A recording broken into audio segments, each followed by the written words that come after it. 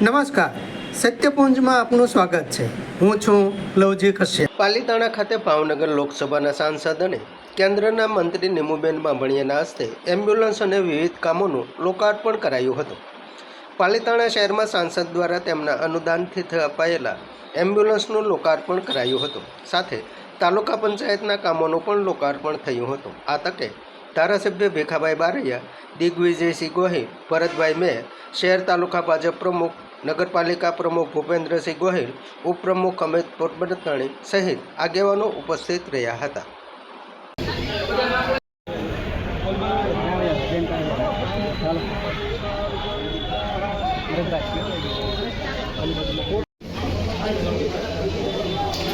शुभम करोतु कल्याणं प्रकाशाय दीपो ज्योतिर्नमोस्तुते भो दीपदेव रूपस्त्वं कर्मसा